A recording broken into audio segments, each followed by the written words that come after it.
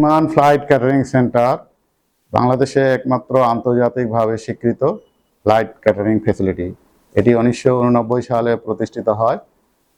বর্তমানে এখানে প্রায় 700 জন কর্মকর্তা কর্মচারী কর্মরত আছেন।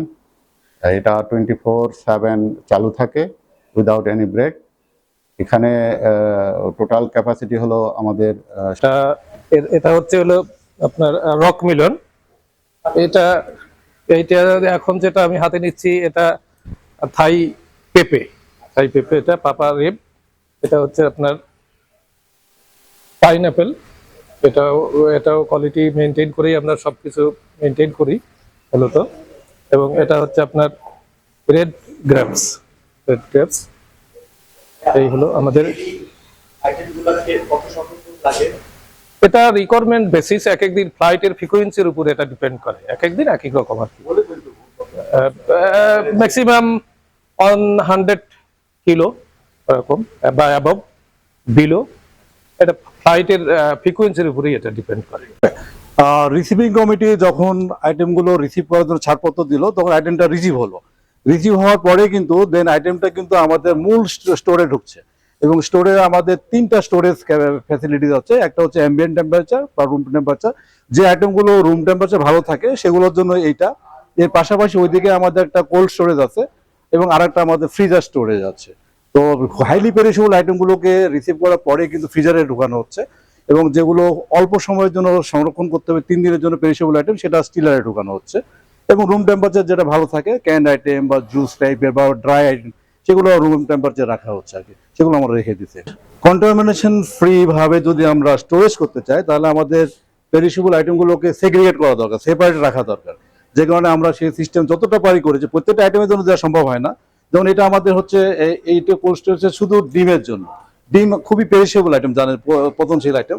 যে কারণে আমরা যে একটা রিসিভ করি সেটা আমরা অলওয়েজ কোল্ড স্টোরেজ এখানে আলাদা রেখে দিচ্ছি আর কি।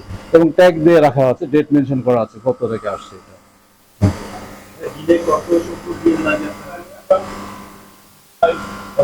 ওকে, আমাদের ওই কোল্ড রুমটা ছিল ডিমের জন্য নির্ধারিত, এবং এই কোল্ড রুম হচ্ছে আমাদের ডেইরি আইটেমের জন্য, অর্থাৎ দুধ জাতীয় যত আইটেম আছে। আমরা একটু ভিতরে আসলে দেখতে পাবো, এই যে এখানে দুধ রিসিভ করে রাখা আছে আর কি। এবং এখানে প্যাকেট ডেইরি আইটেম গুলো আছে, আপনি ভিতরে একটা এসে নিয়ে নেন। অল ডেইরি আইটেম গুলো এখানে আছে। মিল্ক বিটা সেটা তারা আমাদের প্রোভাইড করে, এবং আমরা যে G2B সিস্টেমে সরাসরি মিল্ক বিটা থেকে দুধটা নিয়ে থাকি আর কি। এবং আমাদের আরো বাল্ক বাটার লাগে প্রচুর। বাল্ক বাটারটা আমরা বিদেশ থেকে ইম্পোর্ট করি, কারণ এগুলো কোয়ালিটি মেনটেন করতে হয়।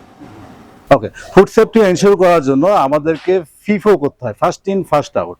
এবং আমাদের প্রোডাক্টের শেলফ লাইফগুলো আমরা নতুন করে ডিজাইনকে লিখে দিই, যাতে সহজে এটাকে আইডেন্টিফাই করা যায়। যেমন এই আইটেমটা রিসিভ হয়েছে, ডেট দেওয়া আছে, এবং এটা এক্সপায়ার হবে কত সেটাও ডেট দেওয়া আছে। এটা যদি আমি না করি তাহলে পরে কিন্তু আমার ফিফো মেনটেন হবে না। দেখা যাবে যে আগের খাবার রয়ে গেছে, পরের খাবার ব্যবহার হচ্ছে। এই জন্য আমাদের ট্যাগিং সিস্টেমটা বাধ্যতামূলক। ফুড সেফটি মেনটেন করার জন্য অ্যাক্সেস কন্ট্রোল একটা বিষয়, গুরুত্বপূর্ণ বিষয়। এবং এটা দেখতে পাচ্ছেন, এটা আমাদের রেস্ট্রিক্টেড এরিয়া বলা আছে। এটা মিনিং হচ্ছে এটা production zone. Production zone very sensitive, কারণ এখানে যদি আনঅথরাইজ পারসন চলে যায় বা তার কন্টামিনেশন রিস্কটা বেড়ে যায়। যে কারণে আমাদের কিন্তু অলরেডি এখন সিকিউরিটি থাকে, এবং তার কাজ হচ্ছে সে দেখবে যে আনঅথরাইজকে ঢুকছে কিনা। অর্থাৎ যার প্রোডাক্ট ফুড হ্যান্ডলার শুধুমাত্র তারাই যাবে, বাইরে কেউ সহজে ঢুকতে পারবে না। তো এটা আমাদের খুবই গুরুত্বপূর্ণ, এতে কারণে আমরা রেস্ট্রিকশন লিখে দিয়েছি, এবং এটা প্রোডাকশন ডিপার্টমেন্ট এখান থেকে শুরু হলো আর কি। এটা আর কি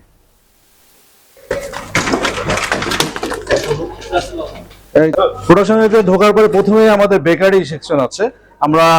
আমাদের একটা নিজস্ব ইন্ডিপেন্ডেন্ট বেকারি ইউনিট আছে, যেখানে আমাদের সকল ডেজার্ট আইটেম এবং ফ্লাইটের যত ডেজার্ট আইটেম লাগে সবগুলো আমরা নিজেরাই তৈরি করি। এবং আমাদের এখানে শেফ আছে, আমার শেফের কাছ থেকে আপনার ডিটেইল। এটা হচ্ছে আমাদের বেকারি সেকশন। তো আমাদের যে রেডি ফুডগুলো এখান থেকে আমরা প্যাকেজিং শুরু করি, তারপর এই প্যাকেজিংটা চলে যায় আমাদের ফ্লাইট সেটিং এরিয়ায়, ওখান থেকে বাকিটা ফ্লাইটে যায়। তো চালু রাখি, তো আমি একটু ইন্ট্রোডিউস করিয়ে দিতে পারি। তো এটা হচ্ছে আমাদের শিটার মেশিন। এই শিটারগুলোতে ক্রোসেন্টগুলোকে ডো শিটার করা হয়। তো এখানে ক্রোসেন্টের ল্যামিনেটিংগুলো এখানেই করি আমরা। তারপর হচ্ছে আমাদের এটা ডেক ওভেন, এটা হচ্ছে 4 ডেকের ওভেন। আর এটা হচ্ছে আমাদের একটা রোটারি ওভেন ইলেকট্রিক। এগুলি এখন এইটার মধ্যে মাফিন হচ্ছে, অলরেডি প্রোডাকশন চলছে মাফিনগুলো। জি, ক্রোসেন্ট এখানে প্রায় 800 থেকে 900 একটা বেচে হয়। হ্যাঁ, একটা বেচে 800 থেকে 900 হয়, আর ব্রেড হয় প্রায় 1800 2000 এরকম করে, আরো বেশি। আর বাকি প্রতিটা সার্কেলে বিভিন্ন ধরনের উৎপাদন হতেই থাকে, কন্টিনিউয়াস 24 আওয়ার্স অপারেশন এখানে।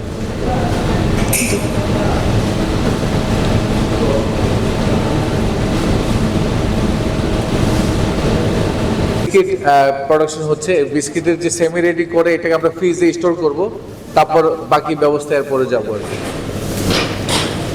আমাদের কিছু প্রোডাক্ট হয়েছে যেটা হচ্ছে ক্রোসেন্ট, আমরা বিজনেস ক্লাসে দিই এজ এ ব্রেকফাস্টে, আর বাকি প্রোডাকশন চলছে। এখানে আমাদের বেশ কয়েকটি আন্তর্জাতিক মানের মেশিন বা ওভেন রয়েছে, যেগুলো দিয়ে আমরা আমাদের উৎপাদন ব্যবস্থা। কোনটা? ওইটা হলো কুরুর লাঞ্চে, হ্যাঁ বলেন, হলো কুরুর লাঞ্চ আপনার ওই গ্রিল ফিশ, বাটার ভেজিটেবল আর ব্যাকপট। আর এটা হলো জেসিএলের টি চিকেন, ওটাকে বলে মানে থাই চিকেন। ওটা হলো স্পেগেটি আর সুইট সাওয়ার চিকেন, আর এটা হলো সুইট সাওয়ার ভেজিটেবল। আর এটা হলো হেভি স্ন্যাক্স আপনার গ্রিল চিকেন, দুইটা ভেজিটেবল পাকুড়া, এটা রোস্ট পটেটো। আর এটা হলো বিমানের আমাদের জেসিএল, হ্যাঁ জেসিএল হলো বিফ পোলাও আর হলো ভেজিটেবল কারি। আর এটা হলো ফিশ জেসিএল, হ্যাঁ এটা আপনার এটা হলো বয়েল রাইস, ফিশ কারি আর ভেজিটেবল ভাজি। হ্যাঁ এটা হলো না, এটা হলো চিকেন খালি, আর সেম চিকেন পোলাও আর আপনার ভেজিটেবল ভাজি। এটা হলো আপনার এটা হলো যে ইয়াতে আপনার যে ইয়েতে ম্যানচেস্টার এবং ইয়া ফ্লাইট, হ্যাঁ আর এটা হলো ক্রুদের, সব ফ্লাইটে ক্রুদের লাঞ্চ। আর এগুলো সব ফ্লাইটে বিজনেস ক্লাসে আপনার, হ্যাঁ শুধু এই হেভি স্ন্যাক্সটা চেঞ্জ, এই যে হলো আপনার জিয়াতে ইকোনমি। এটা হচ্ছে আমাদের সম্মানিত ফরেন এয়ারলাইন্স কাস্টমার, যারা মালয়েশিয়ান এয়ারলাইন্সের লাঞ্চ মেনু। এটা এখানে আপনার প্লেন রাইস আছে, ওখানে ফিশ দেওয়া আছে মেনু, আর এখানে হরিয়ানি চিকেন একটা মেনু দেওয়া আছে, ভেজিটেবল কাটলেট দেওয়া আছে। এটা মালয়েশিয়ান এয়ারলাইন্সের, এটা ইকোনমি ক্লাসের জন্য। এখানে ভেজিটেবল বিরিয়ানি দেওয়া আছে এবং চিকেন মেনু দেওয়া আছে। ফ্লাইটের ডেজার্ট অলরেডি এটা ঠান্ডা হওয়ার জন্য এই অবস্থানে এখন আছে, এরপরে আমরা এটাকে র্যাপিং করার জন্য আরেকটা পর্যায়ে নিয়ে যাব। মোটামুটি প্যাকেজিং হয়ে যাবে, কালকের মধ্যে শেষ হয়ে যাবে। বাট আমাদের ডেট আছে টোটাল এখানে 4 ডেজ। 4 ডে এক্সপায়ারি মেয়াদ। নাম কি এটা? নাম এটা হচ্ছে বলেন। এটা হচ্ছে অরেঞ্জ গেতো, কফি গেতো।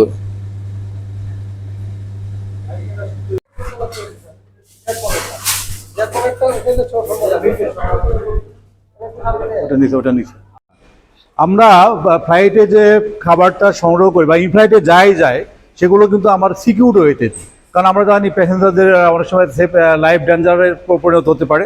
আমরা মিল কার্টের মধ্যে এনশিওর করি যেখানে ফুড আইটেম এবং অথরাইজ আইটেম ছাড়া অন্য কোনো আইটেম যেতে পারবে না, কোনো ডেঞ্জারাস কেউ যেতে পারবে না, ইনসিকিউর কোনো যেতে পারবে না।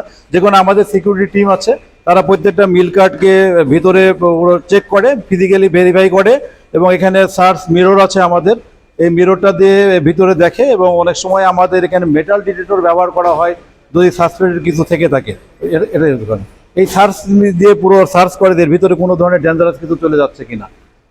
চেকিং শেষ হলে দেন এটাকে ক্লোজ করা হয়, এরপরে এই রিং সিল দিয়ে এটাকে পুরো সিল করে ফেলা হয়। এবং এটা ওয়ান ওয়ে সিস্টেম, অর্থাৎ একবার যদি ব্যবহার করা হয় এটা আর কিন্তু আর ইউজ করা যায় না, এটা ভেঙে ফেলতে হয়। অর্থাৎ সিকিউরিটি এটা এনশিওর করে আর কি। তো এটা মূল পারপাস হচ্ছে সিকিউরিটি মেনটেন করা।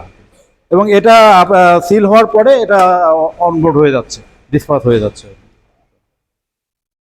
হ্যাঁ দেখেন হ্যাঁ হ্যাঁ লোডিং এটা ওটা আছে, গাড়ি আছে, লোডিং এ আছে।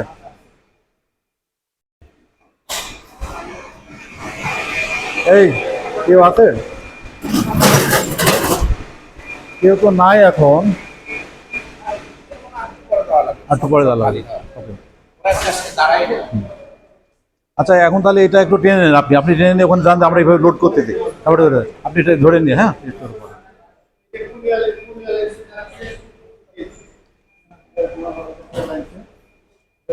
এটা বিমানের বাংলাদেশ বিমানে যাচ্ছে। ফ্লাইট নাম্বার কত এটা?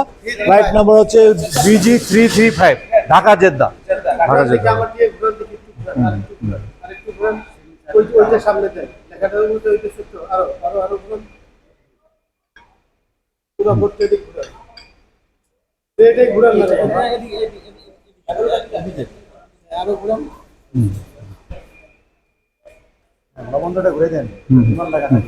ঠিক আছে, রাখেন এখন, স্বাভাবিকভাবে রাখো।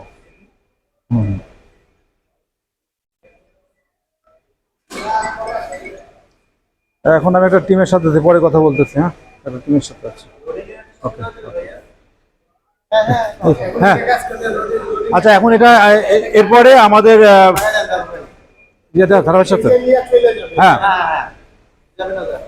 এখন এটা যখন এই যে সিকিউরিটি চেক হয়ে গেল, এখন উনি সিল দিয়ে দিল, এবং সিল হওয়ার পরে দেন এটা এখন লোডিং হবে। এখন লোডিং হচ্ছে। হ্যাঁ হ্যাঁ হয়েছে, নিয়ে যান তো। এই যে আপনি ধরেন, আপনি ধরেন, আপনি ধরেন, হ্যাঁ আপনি ধরেন। হ্যাঁ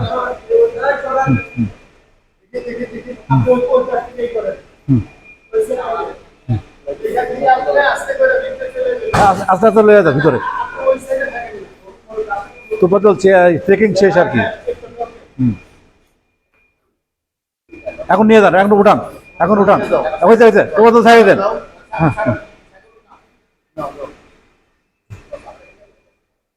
চলে যাও ভিতরে, চলে যাও। আবার এটা লাগালো কে? কে বলে খুলে দিল? কে লাগালো এটা আবার? আচ্ছা আচ্ছা ঠিক আছে, নিয়ে যান, নিয়ে যান, নিয়ে যান, দাও কে বলে উঠায় সেট করে গেলাম? কে এটা বন্ধ করে?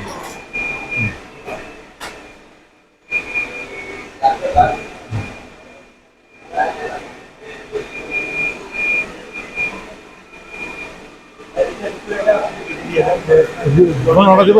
হ্যাঁ আচ্ছা, এখানে সকল মিল কার্ড এবং অন্যান্য আদার যে সকল আইটেম, ইনফ্লাইট আইটেম যাওয়ার কথা, সবগুলো এখানে পুরো গাড়িতে নিবে। এটাকে আমরা হাই লিফটার ভ্যান বলি। এবং এটা যখন পুরো লোডিং শেষ হয়ে যাবে, তখন এটারও কিন্তু আপনার শাটার নামাই দেওয়া হবে এবং এটাকে সিল করে ফেলা হবে। এরপরে আমাদের এখন সিকিউরিটি পার্সন থাকবে, গাড়ির সাথে যাবে, ফ্লাইট পর্যন্ত চলে যাবে সে, এবং আমাদের ফ্লাইটে গিয়ে তারা অনবোর্ড করে চলে আসবে আর কি। এই হচ্ছে আমাদের পুরো ফাংশনটা।